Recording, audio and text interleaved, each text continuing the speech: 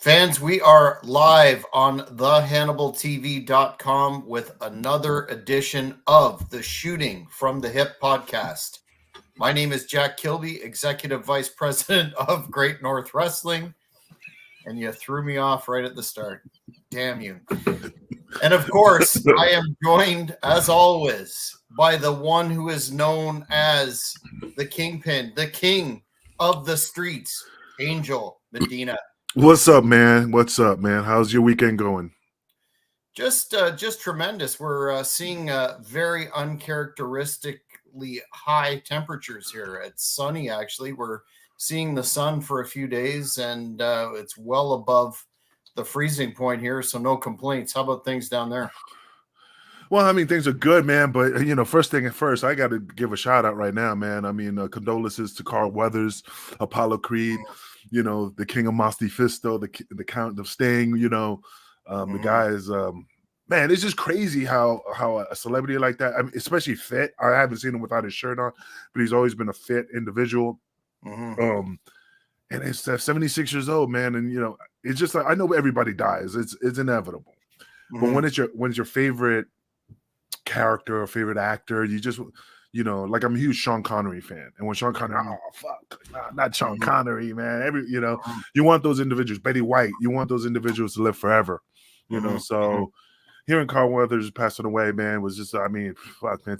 I was gonna watch Rocky 3, and just watch it, but it's just crazy. I don't know, it's just heartbreaking.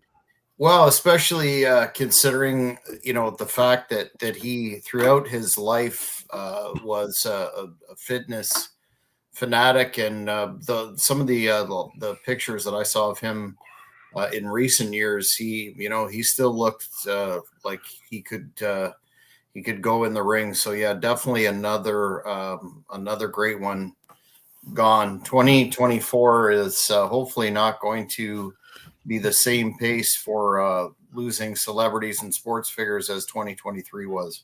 Oh yeah, but it's just funny how things just start boom, boom, boom. As soon as it just steamrolls, Before we get to the main event of this show, which is your review of the Ric Flair Wooo energy drink and the whole saga that we will let the fans know of, which you're trying right now, one of the flavors, the whole saga that resulted in some delays in the product coming to you. I want to talk about some major news in your world, and that is your big return officially to the ring in six-man action at the 2300 former ECW Arena in Philadelphia, that being Friday, April the 5th at 8 p.m., which will see you in six-man action, the Baldies against the Pitbull Revolution, with, of course,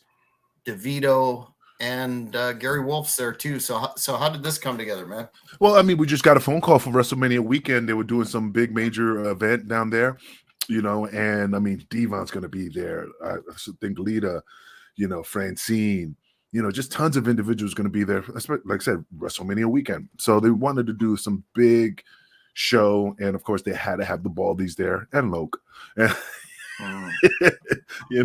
I mean, the Carnage crew, is that merger of both. DeVito was both tag teams, so they wanted the six-man tag team, and they got three of the best individuals to do that type of carnage. No pun intended. That would be something to check out. Now, the elephant in the room, so to speak, or the question that fans of the podcast will have is, are you going to be yourself? Are you going to be 100% for this big match with let's tell it like it is. Gary Wolf and his crew, they're rough customers, and you're going to want to be 100%. Well, no, absolutely. I've been training, hitting it hard, doing the cardio, doing the weights, because as soon as they told us, I told DeVito and Loke, we got to get up our game in the cardio era. And Gary Wolf, my hat's off to him, man. Hey, we wrestled in Canada. If you don't remember, we did it at the Hardcore Homecoming, and of course I beat him, but it was a very, very hard fight. So, but knowing me, with being confident, if I beat you once, I beat you again. I'm not being overconfident. I just have that ability to just take them out. But those two individuals, I don't know nothing about. So I have to take them with extreme caution. I don't know what type of individuals they are in the ring. I never seen them work, so they're probably just when you don't know your adversary. I know Gary Wolf. I've been up and down the road with him. I've been down with DeVito, Big Vito, all those guys. You know how they take, you know how they work. You got in the ring with them. These two individuals, I never wrestled them in my life, never seen them wrestle. So I got to stay on my A game, especially with these two in the DeVito and Loke with me. We're definitely gonna just bring it home, man. So, is it safe to say that notwithstanding this upcoming match, that if the stars align, et cetera, that you could be looking to do some more dates in 2024? No, absolutely, man. I'm gonna ride the wave as long as I can. Me and DeVito were talking about it. DeVito, um, like I said, it's father. The only undefeated individual in this world is a Father Time. You can't beat time, and there's a certain point in my career that I eventually want to retire. Not because I don't want to do it no more, but I just don't want to disappoint the fans of like not making fun of them, but watching those damn videos of Jeff Hardy trying to do those spots that he can't do anymore. And I just think it's disappointing. It's just disappointing to me that I can't give the fans what they want, even though I try my best to do so. So I still got pep in my step, but eventually it's going to be time for me to hang it up. Well, by all appearances, you've been mentally preparing for this for a while. We've got, of course, some activity going on in Great North Wrestling in terms of dates this year, and we would love to see you come up and defend that Hardcore Road Trip title and make history once again. How do you feel about putting that up against an opponent up here? I take all contenders, man, and I can't say no when the challenge comes across my table. But I am the longest reigning champion in with that title, so I take all comers.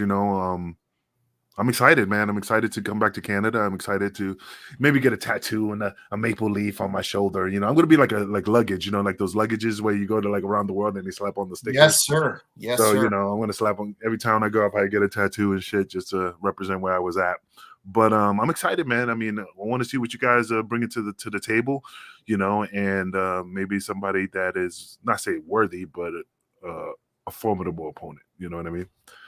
Well, I can assure you of this, Kingpin, that the Great North Wrestling Championship Committee takes such matters very, very, very seriously, and it would be a worthy opponent to make history as the first title defense in over a decade, and we're not going to take that lightly. So, fans, if you haven't already, subscribe to the Hannibal TV, hit the notification button, and make sure that you stay up to date with all of the exciting good stuff, to quote Gorilla Monsoon, that we have coming in 2024. But if we could move away from a positive story to the one that has been on it's not only been the wrestling media and the internet wrestling community, so to speak, it's been mainstream news, and that is the lawsuit filed against Vince McMahon and John Laurinaitis,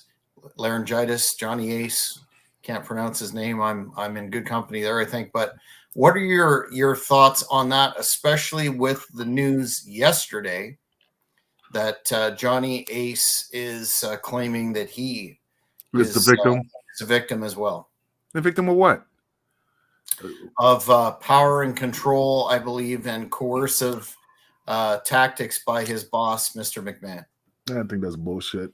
Look, I don't defend Vince. I don't, I'm not buddies with Vince. I don't, it's just so weird that all of a sudden, miraculously, people are just coming out of the woodwork. Oh, this happened, but they never reported when it occurred.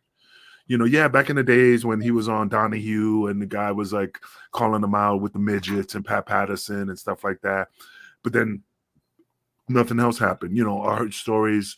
I mean, I heard many different types of stories, with behind the scenes with the men in professional wrestling, but they didn't blow it up. I mean, I'm not sugarcoating it. I'm just, and I'm not trying to make it seem like it's water on the bridge. I'm just saying it's just weird that if things were happening back then, they didn't make it a big deal in the news. It was on Donahue. It was on, they brought it up in the Dark Side of the Ring, documentaries and stuff like that. But they never said it. It's just funny that all of a sudden this girl, and again, I'm not saying she's not telling the truth. It just bugs me that why didn't you report it? When it happened. Is your career? What was he offering you that was so like valuable that you didn't want to lose your job? I mean, you could have sued him anyway. You know what I mean? I just don't understand. Did you happen to read the whole filing that's online? It's like 64 pages. Man, I can't even read the fucking ingredients in this can. And, nah, not really. I skimmed through it, but I mean, I couldn't read 64 pages, man. Well, it paints. There's a couple of things from my perspective that stand out. Number one, working, and everyone is entitled to a defense. And it's important to stress that these are still allegations at this point. That's the word, allegations. However, there is a pattern of behavior there with McMahon that if you look at from a risk perspective in the criminal justice system, the best predictor of future behavior is prior behavior. And McMahon has approximately, well, you go back to the referee in 85, 86. You've got several NDAs from other staff. You've got the tanning salon operator, the person at the spa, and on and on and on. So it appears anyway that there is, there's a pattern of this behavior in it. The way that the lawsuit is structured and written, it does raise the question, well, why wouldn't this person just walk away? Well, the way that it's indicated in the suit is that she feared for her economic livelihood, not only at present but future opportunities in management. But go ahead, sorry. No. But look at it like this: for many years in the industry, in the entertainment industry, and from Hollywood, there always been the casting couch. You got to put out to get the spot. I'm not condoning it. I'm just saying it's been around forever. Wrestlers are whores. When you're single, when you're on the road and you're partying, you're having a good time, you hook up and it happens. I'm not saying I don't know, man. I wasn't there. This is, like I said, all allegations, all stories, all, but their livelihood. I mean, dude, if you were being treated like shit, quit. And, what's the difference between then and now?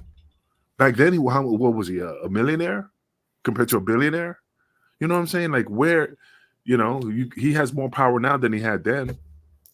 Well, the period of time that we're talking about here is the last few years, but I think it's also important to note that it's now apparently moving away from just a civil matter to a criminal investigation, because it has now been released that the federal authorities, in addition to a search warrant that was executed, I believe it was last year, are now looking into possible criminal charges against McMahon for sexual assault amongst other aspects. So I have a feeling it's going to get uglier before it goes away, and you can see that by the company's response to basically erasing McMahon from their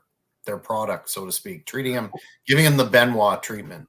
You can't give him the Benoit treatment because he is the whole company. I mean, if you look at the whole library, he's going to be in it. So what are you going to do? Delete the library? Then you only have, like, I'm just making it up, like 10 tapes of like him with that on it. I mean, but again, give the man the benefit of the doubt. You're innocent until proven guilty. These are accusations. They should not even made a statement. Hey, let the courts decide. We're not making no comments until the courts decide. And once they finalize their verdict, then we'll make our decision on what we will do with Vince McMahon's legacy. That's how you do it. Not just like, oh, we don't have nothing to do with that, What about, like you said, look at Dana White, pimp slapping his wife. I'm not saying that's the same thing, but he's still on because you know what I'm saying. Like, bro, they just let him do his day in court. That's all it is, Just give him his time in court. The other problem, as you just pointed out, like WWE historically and forever will be linked to McMahon, and one of the aspects of the lawsuit that I think somewhat got obscured by the focus on McMahon is the fact that the lawsuit links a corporate culture of toxicity in the WWE and is looking for the removal of or a full cleaning house, so to speak. So what do you think are the odds or the potential for people like, Kevin Dunn's gone, but Bruce Pritchard's still there. There's members of, Vince's inner circle still there. What do you think? And notwithstanding the fact that Triple H hasn't exactly explained his knowledge. It all comes down to what do chief executive officers, what did they know about this and what did they foster? The one thing about Triple H is that that's his father-in-law. You ain't gonna sit there and have a conversation about your sexual escapades with your father-in-law. That doesn't fly unless you have that type of relationship with your father-in-law. You know what I'm saying? I mean, before he married Stephanie, maybe he saw some shenanigans, but again, those are shenanigans. But the one part that threw me off that was pretty funny was when he was doing the press conference and he's like, "Hey, did you read the allegations and what's going on?" No, I have bullshit. Because once the shit when ECW folded, guess what I did? When I heard somebody drop dead, guess what I did? Especially if it's your father-in-law, and especially the company, the head of the company. Once you got wind of that shit, he probably knew him beforehand. Stephanie could have told him, hey, this is what's going on with my dad. I just found out from mom, whatever. So he can't say I didn't know. He's full of shit. And I'm not trying to knock him, but I don't believe it. Well, the man was put on the spot, I think, in terms of that press conference. He would have been damned if he did and damned if he didn't. But he wasn't put on the spot. He should have been prepared. That's why you have marketing and PR people to handle that type of thing.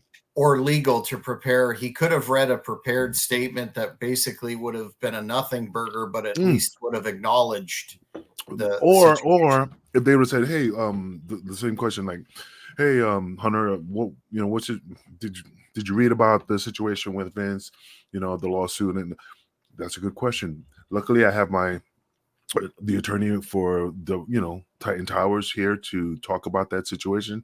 And here he is. See, and we can't talk about it because it's pending litigation, but instead he tried to shift the focus to what a great week the WWE had, which it was anything but. But regardless of that, this is something that will no doubt be in the news for a very long time.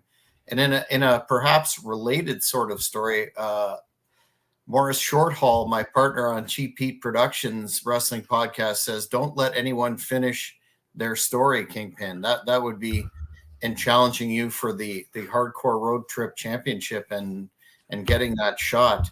I think he's referring there to the whole situation with Cody Rhodes and The Rock, and Cody, I guess, stepping aside in terms of, even though he was the Royal Rumble winner, gave up his shot at Reigns in favor of The Rock. Did you catch all that? I saw the tail end of that. I mean, it was good. I mean, it was interesting. I mean, the only thing is that, hopefully when it comes to WrestleMania, that it's going to be a good story, not like the philosophy, I'm passing the torch to, because this is supposedly The Rock's last match, supposedly. Oh, really? Okay. That's what I heard, but yeah. But that's what I heard. But I'm just saying, if it's gonna be WrestleMania, man, I mean, people don't want to go in there like, oh yeah, he's gonna lose to Roman. So, you know, I just think something that needs to happen that, you know, like both don't lose. They both keep a face. You know what I mean? Something, but you know, disqualification, something major, something different.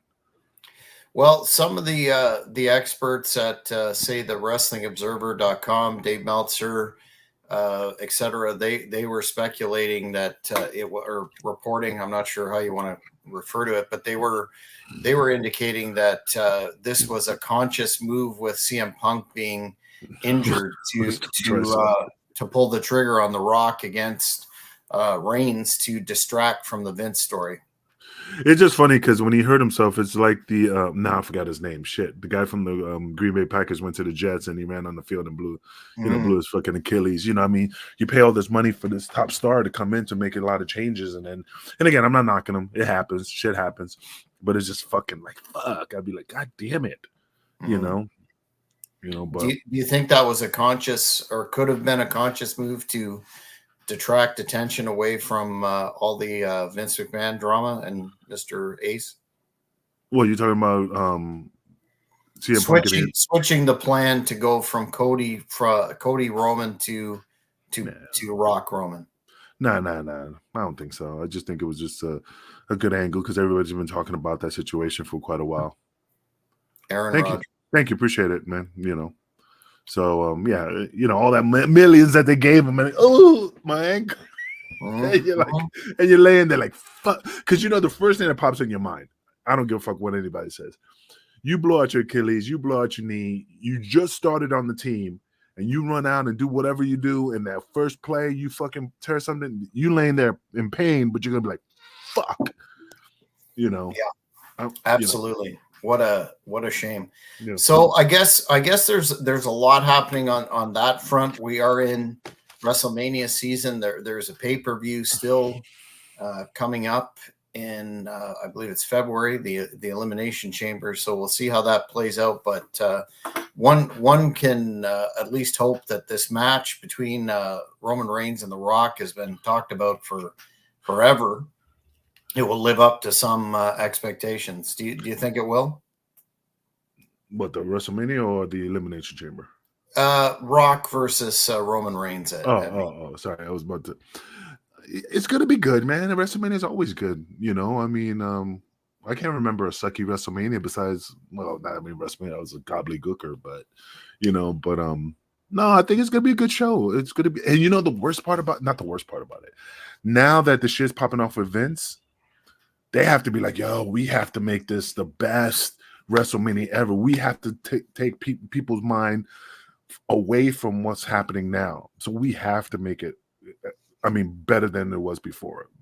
You know, instead of shooting fireworks, you see fucking jets flying over the motherfuckers jumping out with WrestleMania parachutes when the camera's up there, you see WrestleMania.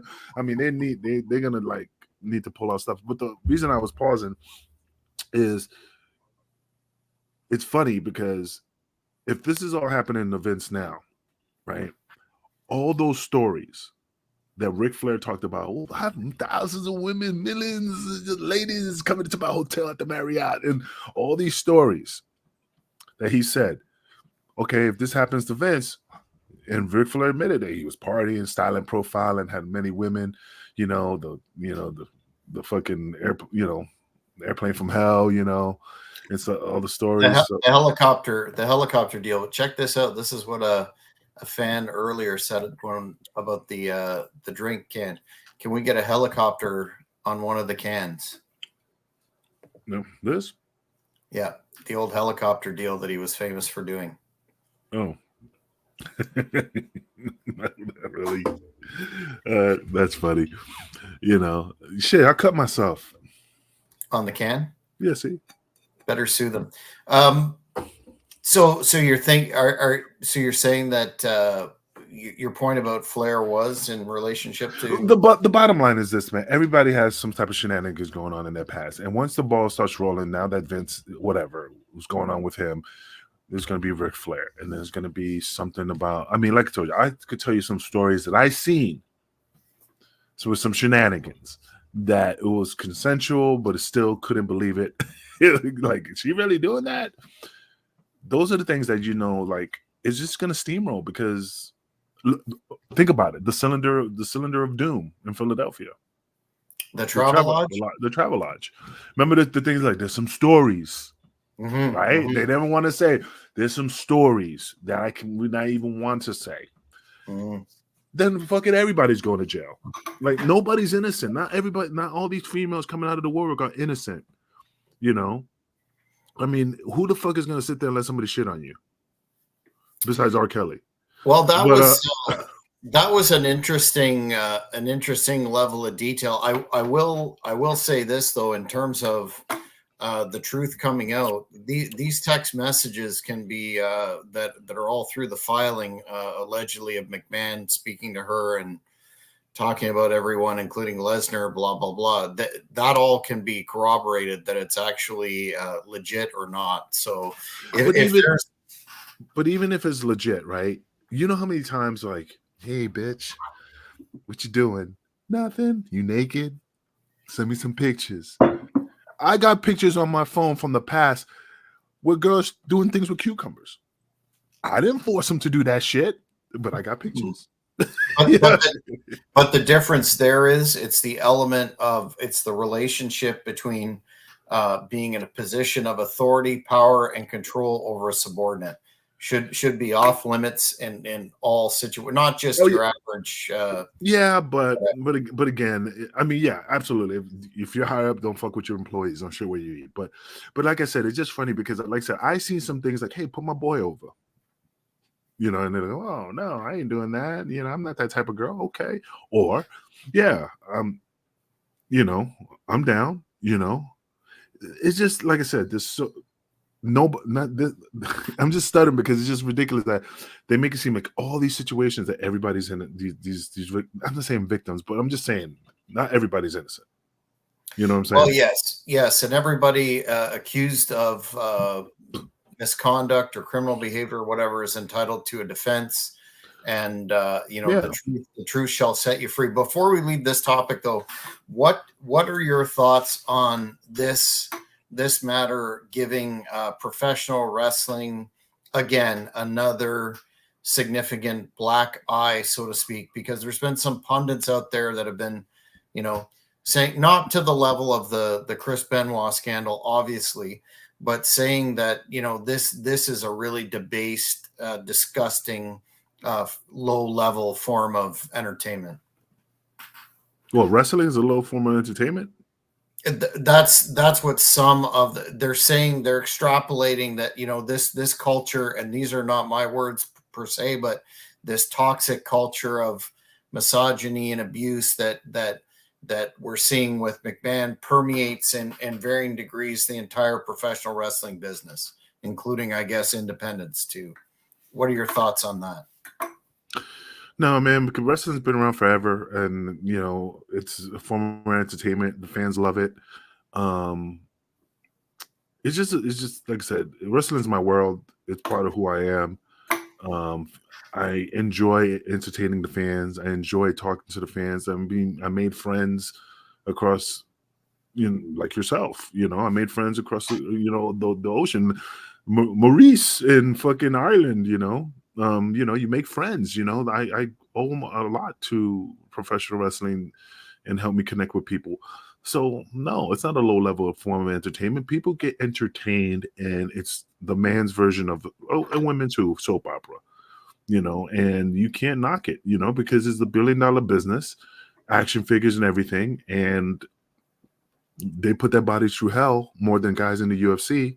Not saying that the UFC, they get beat up, but they're not on the road every day wrestling matches. Yep. It's like 6-8 months, to your next bout, and your body's taking a toll, but not compared to a pro wrestler.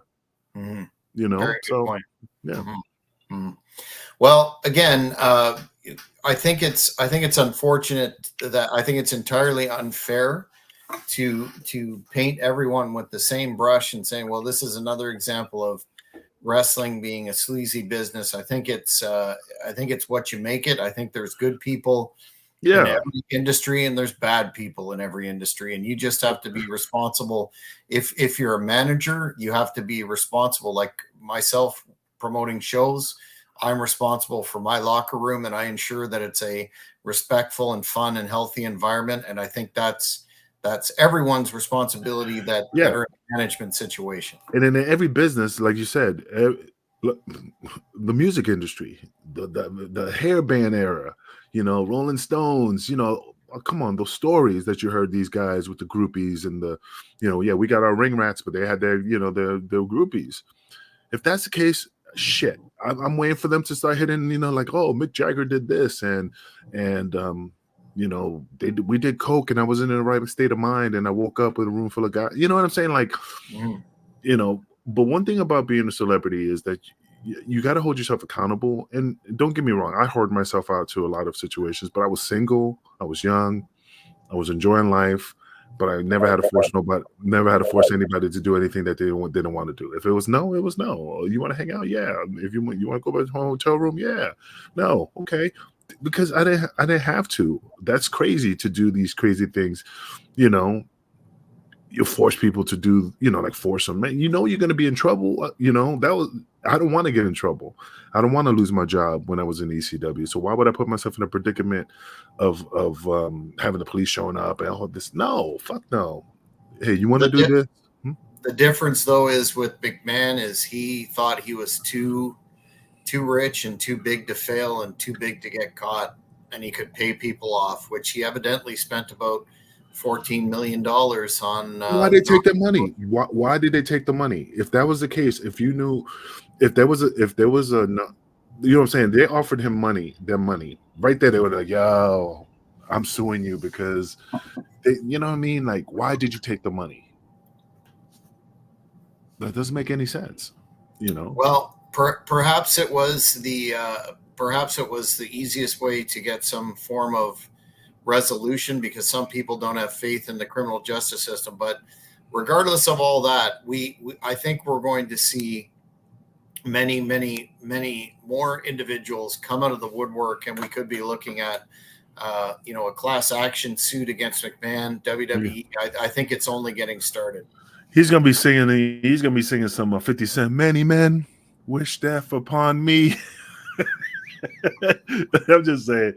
But look, man, he has his day in court. He's innocent until proven guilty. Give the man the benefit of the doubt. If they say he's guilty, then throw the book at him. But John Laurinaitis saying he's a victim, bullshit. Because he was high in power. This is one thing. This is the one thing about Laurinaitis.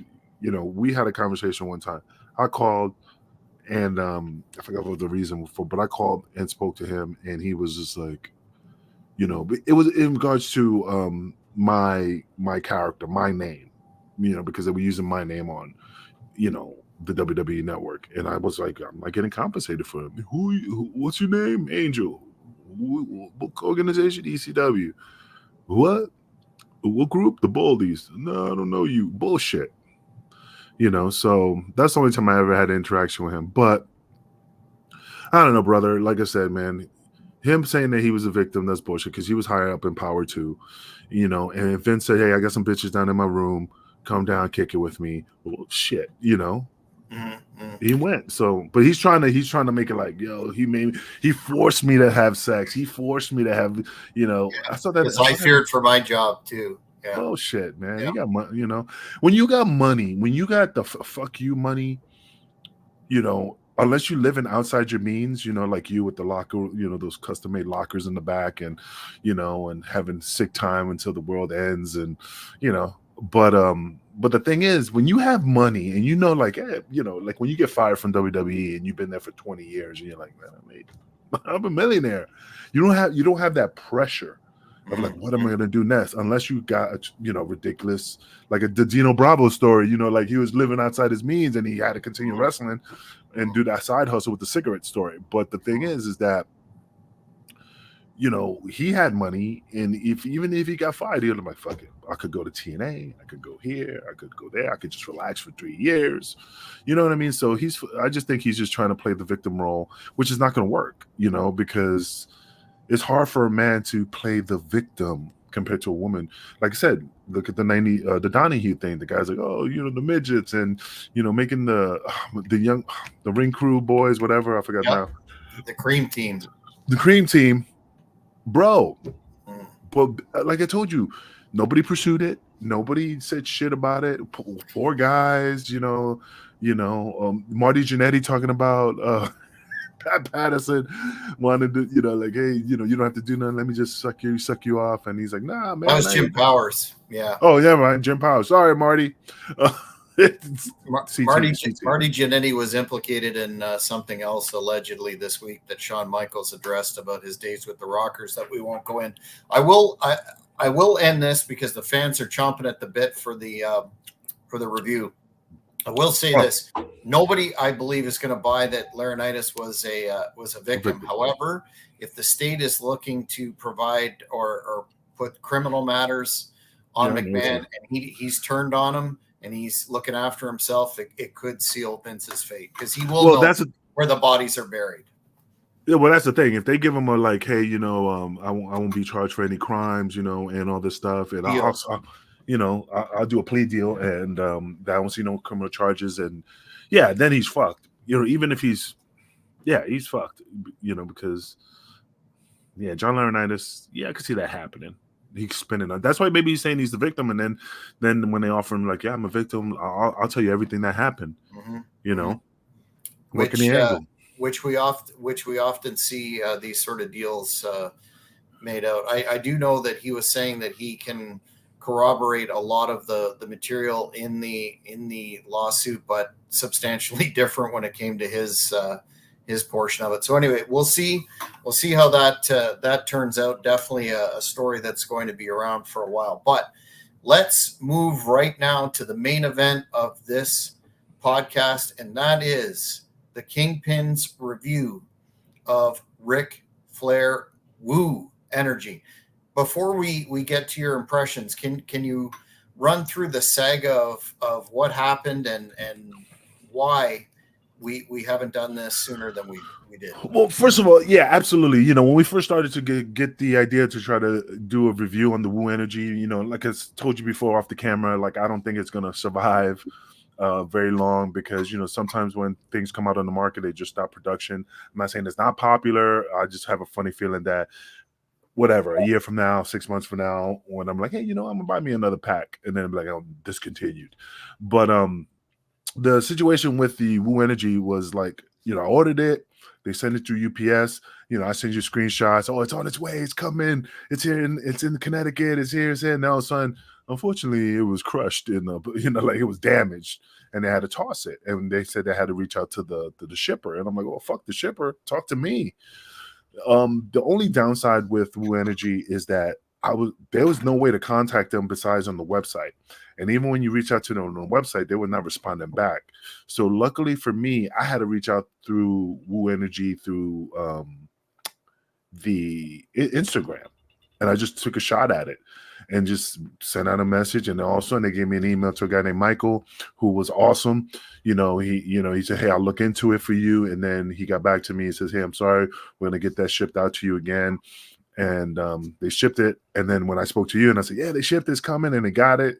And I was holding it in my hand, and you're like, oh man, did they give you any like compensation for your inconvenience? And I'm like, no. And then like right there that same day, it came in at the door, another box.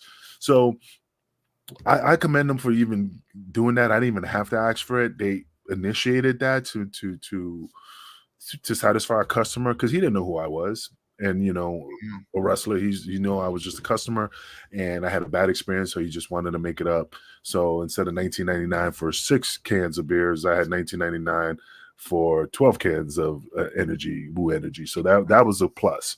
So the one thing about it, like, I liked it. It was not the greatest thing. Like, oh my God, you didn't see me, running out to my back porch, woo, wearing my bathrobe, woo, drinking, like the hair grew out, like I looked like fucking Will Ferrell from hit my plums. He's pounding down. Yeah, it dripped down my plums. 2 for 1 set, farmers market. But it's tasty. The only thing I don't like is lemon. It's not really that great. I'm not saying it's bad. It's just that my favorite is strawberry banana, Dragon fruit. I like them. I could drink them. I mean, they say only drink 2 a day. I only drank 1, but those are the things I will go to drink. I really like it. Lemon will be like, okay, that's in the fridge. I'll take it. Are those all the flavors? The strawberry, banana, dragon fruit, and lemon, or were there more? Strawberry, dragon fruit. No, yeah, those are, yeah, strawberry, dragon fruit, and so 2, 4, 6, yeah. Okay, Lemon. so your favorite flavor per se was the dragon fruit. Banana? Oh, dragon fruit. Okay. If I put it in order, strawberry banana number 1, dragon fruit number 2, and of course, lemon is the bottom.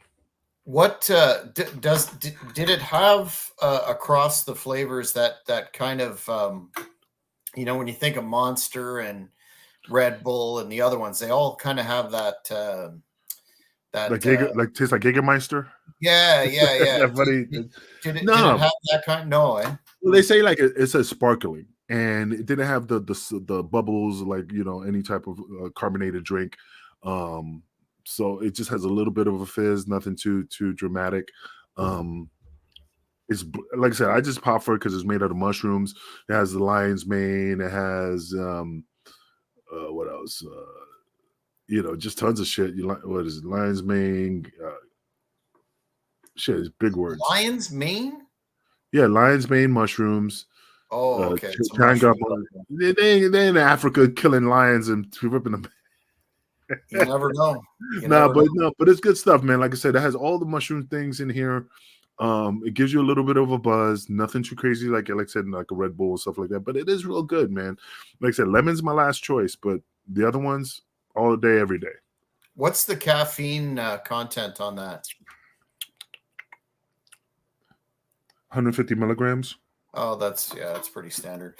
Does it say on the can that you should only have 1 per day though? No, you're the one that told me. Yeah, that's what Cornette indicated on his podcast. Oh no, I'm just reading. Warning: do not take this product if you're pregnant or breastfeeding. Okay, that's not. Are you breastfeeding or no? No. It doesn't say shit on the can. That just only drink 2. No.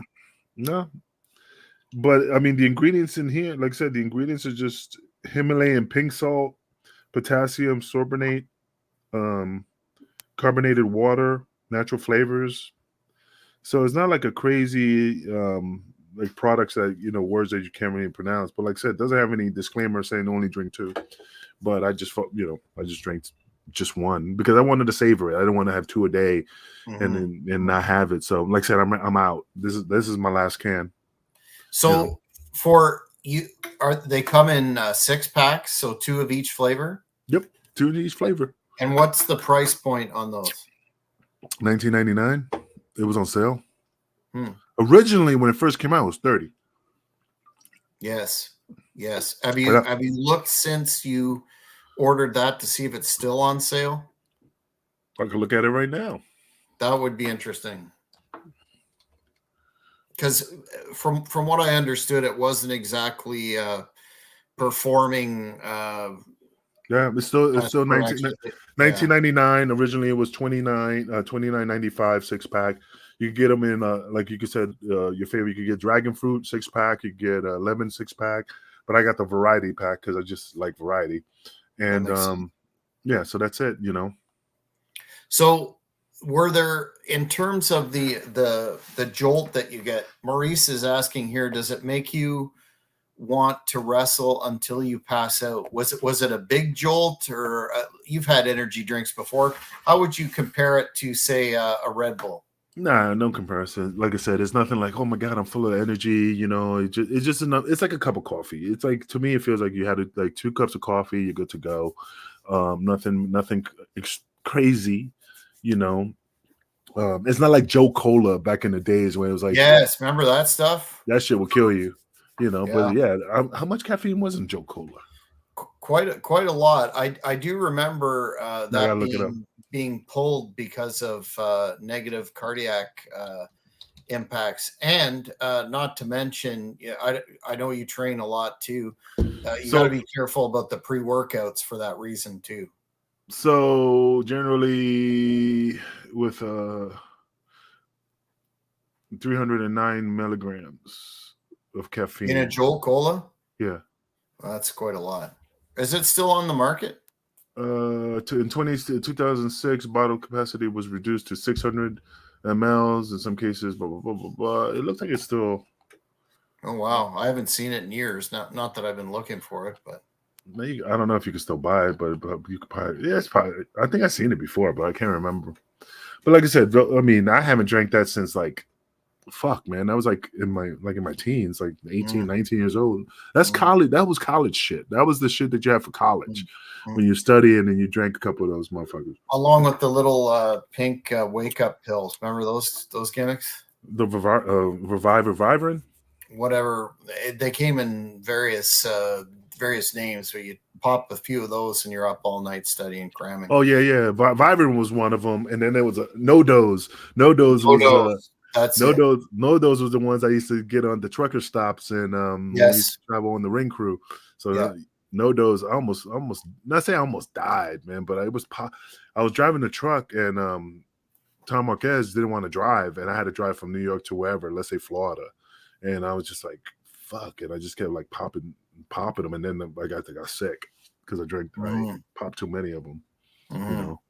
So well, they'll certainly give you a wicked headache. So here's the bottom line. So in terms of the taste, you say it was decent. Good. Yep, decent. It was good. And you ranked the order there.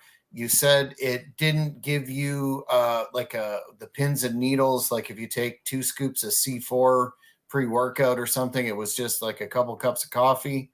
Yeah. The price point, I think, is going to be the inability to go to your local convenience store and pick it up is going to be an impediment for this product. But overall, to use the Meltzer rating system, how many stars would you give Ric Flair Wooo Energy? I say 3.5. Oh wow. Yeah, 3.5. So you would recommend it? You would say to the fans, go out of your way to grab some? Yeah, I mean, like I said, it's tasty. It's like I said, it's Ric Flair's energy. It's not marking out for it, but like I said, it's decent, man. It's not like I would tell you if it's the shits. Like I said, lemon, not my favorite. Like I said, I paid for it. I'm gonna drink it. You know, but it's good, man. I mean, if you need something to keep you going a little bit, it's something to take. It's different than the regular energy drink. Like I said, it's made of mushrooms. It's a different style, so I recommend it. Oh, and it never gave you any sort of like headaches, gastrointestinal problems? No. Okay. Some of them do that, depending on the strength thereof. So maybe you can get. You know what? You can't even get it shipped to Canada. It gets stopped at customs. They might get it through, but I'm going to wait and see if next time I'm down, if it's available in South Carolina or some of the other states that I go through. Yeah, the only thing I'm concerned about when I go to Canada is that my daughter's like, "Hey, Dad, can you pick me up some maple syrup?" I'm like, "You can go to the store and get maple." Oh, I want Canadian maple syrup. What the fuck? Yeah. Well, here's the thing. Wise person, your daughter, because Quebec, the province of Quebec, the maple syrup from there is renowned to be the world's best, and that's very accessible here in Eastern Ontario. Yeah, but would I be able to bring it back? That's the problem. I don't think there's any sort of limits on that, and I think that would well be within your allotment. I want to say this though. The next show that we are going to do a retrospective of your hardcore road trip title victory and all the schmas that those events were, especially the second one. And at that time, we're going to have a big announcement. And I don't want to sound like Tony Khan, but I was going to do it this week, but I think I'm going to wait till our next show. We will have a big announcement about a upcoming live and in-person version of this podcast, and we'll provide the details thereafter. But for now, it's kayfabe, just to tease the fans a little bit, and we'll talk about some of the things that you'll want to pick up when you're here We've got maple syrup on the list. Is there anything else? I know you sent me pictures of the fabulous Rougeau brothers and poutine. Oh yeah, Fabulous Rougeau brothers, man, all American boys. I'm a huge mark for that shit, And of course, poutine is my favorite. I don't remember that restaurant we went to when we were in London, but they had the most. You probably remember we did that autograph signing, like it was a meet and greet at some bar. I don't know where it was. I was security for that, man. It was in London. Yeah. Yeah. But We I don't were there. know. Too Cold was there. Yeah, and it was everybody. I think Rhino was there. Rhino, yeah. But yeah, they had the poutine there, and it was fucking fire. The only thing I was popping like when I was eating at the hotel, and the Jack's like, "Hey, ma'am, I grabbed the ketchup, like shit's in French." I was like, and then I was like, and then I remember I was like, "Hey, excuse me, ma'am, what's this pea meal?" Pea meal bacon, bro. Yeah, but it's stupid to go to Canada. Can I get Canadian? Because she was like, that's a version what you Americans call Canadian bacon. Canadian bacon. You don't go to what I'm saying? You don't go to Belgium and go, can I get some Belgian waffles? Belgian waffles. You know what I say? You say, can I get some? Give me some waffles. It's just so the same thing. You don't go to Canada and go, can I get some Canadian bacon? Yes, it is. We refer to it almost exclusively as pea meal. Maurice is requesting something here. Check this out. Can you do a review of Austin's beer? I was impressed in Dallas. That's an excellent idea. We could do that. We could do that at the next show. I'll drink it on the show. I was going to say we need to do another wrestling-related review, and Woo Wings we've established are out. So I think that would be a excellent next step. If I ever, and I'm not saying Tulsa is not that far. I mean, it's far, but not really far. If I have an opportunity to go to Tulsa, I promise. Hopefully, they still have it if it doesn't get canceled. But if that's the case, I'll stop by Hardin's Hamburger, and etc. and more, and to have one of there and order me some of these Woo Wings from Oklahoma. That's the only place. She's not even in Nebraska. Yeah, so I just have to go to Oklahoma. Brutal. Oh, James in Ottawa, 613 is asking, can Kingpin do some Ric Flair weed? Just kidding. Does he have weed? I don't Apparently he does. It's called shit. Again, woo. It's called now somebody will correct me, but I think it's called Ric Flair Drip or something like that. Hey, God bless him, man. If he's using this, popularity to make some business, then bro, these fucking wings in Oklahoma, they're fucking $18. And you can use JR's barbecue sauce with the wings, Maurice says too. I know, but it's $18 for $18 for. Oh, wait a minute. Give me a second. For frozen wings. Give me a second. Let me just click on the wings. While you're doing that, Kingpin, I want to mention Maurice has pointed out big props to Chris Jericho for his $5,000 contribution towards Ice Train's funeral expenses. A man that I believe on the Cheap Heat Productions podcast, we got one of his final interviews, if not his final interview before passing away. R.I.P. and tip of the hat to Chris Jericho. Oh yeah, absolutely. I mean, it's just crazy how you just had him on the show, and then and then he passes away. So forewarn, if you ever do his show, you'll probably die. Well, we've done about 50 podcasts, and you're still kicking. So there you go. Woo energy. That's true. The Woo energy helps me survive, but that's freaking funny. But but it's sad, man, because he was young. Those are the scary things when you guys like in this business where you're like, fuck, what the fuck happened to him? What did he have? And you wonder. Like I say, every day is a blessing, man, and every day you just got to think like could be your last day, which you don't want it. And then especially when your heroes die and people die, and then you fucking sit there in your living room and you just ponder about your life, like, when am I next? I mean, it's what makes me so special that I'm gonna beat Father Time. So, just like I said, enjoy life, man. And do you. Don't let things stress you out, man, because it's not worth it, man. Just focus on yourself, focus on your family, and say your prayers, take your vitamins jokingly, and just stay strong, man. And life's too short. Because Father Time does no jobs. Well, I think we've reached the end of another epic edition of the Shooting from the Hip podcast. We've got big things happening. We will be back to discuss your hardcore road trip experience and your title win, and perhaps get a hold of some of that Austin. I think it's Broken Skull IPA. Is that it? Yeah, definitely. We're definitely gonna, we'll set it up, and then I'll just go to the liquor store and just pick a can up and go from there. I think I know where I can get it on the block. Yeah. Perfect. So before we go though, again, your in terms of thumbs up, thumbs down, it's thumbs up for Woo Energy, and you're not disappointed at all. Let's show the can one more time because Rick needs the sales. He's got 50 wives or whatever. So here's the straw. Oh, let me spin it around. Ooh, ooh, ooh. This is the lemon. a Lemon. little bit. Yeah, there you go. Let's see the strawberry. I gotta turn it around because it's backwards here. That's a strawberry banana. Gotcha. Yeah.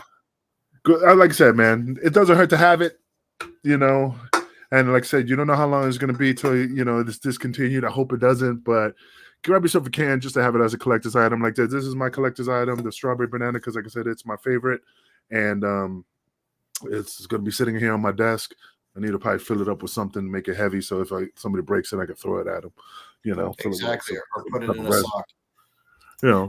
Well, fans, that's it for this edition of the Shooting from the Hip podcast. We will be, of course, announcing our next show on social media in a very short time frame. And again, if you have any ideas for reviews that you want us to, I have an idea. Cover. What's that?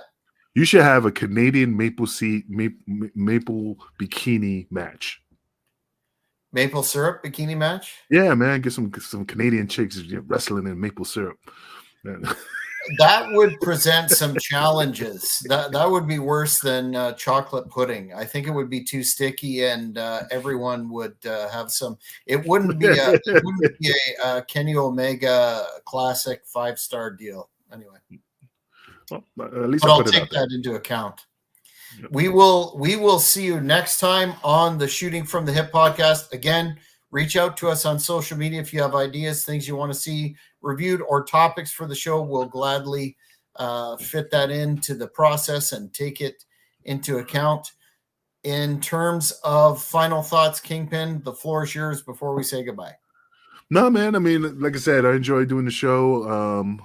This is great, and can't wait to come to Canada. Give me some Tim Hortons coffee, and just enjoy. Like I said, just go up there and hang out, man. That's my goal. Well, we'll look forward to that in the very near future. But until then, wait, fans... I just read something before we leave. It looks like Netflix content chief Bella, I can't pronounce the last name, was asked about Vince McMahon and if she has any concerns about the Netflix WWE deal, and so the just said no. She said he's gone, I think. Yeah, but still, that's something that's could affect the company. Well, we'll see. We'll see if they if there's any wiggle room there. It sounds like it's a done deal. Again, it's going to be a story that we're going to have to keep on top of. And with that, I will bid everyone a tremendous day, night, morning, wherever you're watching. Take care, everybody, and see you next